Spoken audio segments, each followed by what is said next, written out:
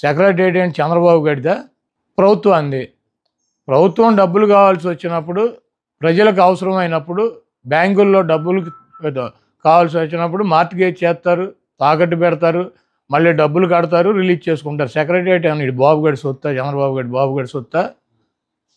ఇది తాకట్టు పెట్టారు, అది తాకట్టు పెట్టారంటే వీడు పెట్టినయే పెట్టాలా? కానీ చంద్రబాబు నాయుడు పెట్టినటువంటి ఆస్తులు తాకట్టు పెట్టాలి. ఏమైనా రూల్ ఉందా? రాజ్యాంగంలో రాసి ఉందా పలానా ఆస్తి పెట్టాలి, పలానా ఆస్తి పెట్టకూడదు? అది ప్రభుత్వం ఇష్టం.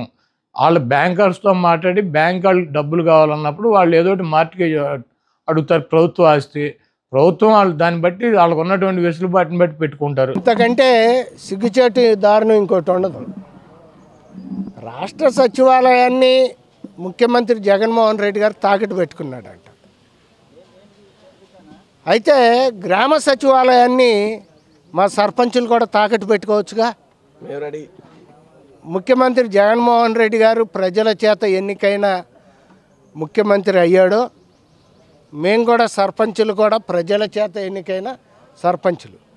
ఆయనకి రాష్ట్ర సచివాలయం ఉంది కాబట్టి ఆయన తాకట్టు పెట్టాడు, లేకపోతే అమ్ముకుంటాడు, లేకపోతే ఋషికొండని బోడికొండ చేసి బోడిగుండు కొట్టి ఒక 500 కోట్లతో ఇల్లు కట్టుకుంటాడు.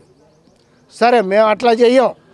మేము అలా ప్యాలెస్లు, ఇళ్ళు 100 కోట్లతో చెయ్యం. ఆయన రాష్ట్ర సచివాలయాన్ని తాకట్టు పెడితే సర్పంచులు కూడా గ్రామ సచివాలయాన్ని తాకట్టు పెట్టుకోవచ్చా? దాంట్లో తప్పేం లేదుగా. దీనికి ముఖ్యమంత్రి జగన్మోహన్ రెడ్డి గారు జవాబు చెప్పాలి. Please subscribe to Chanakya channel.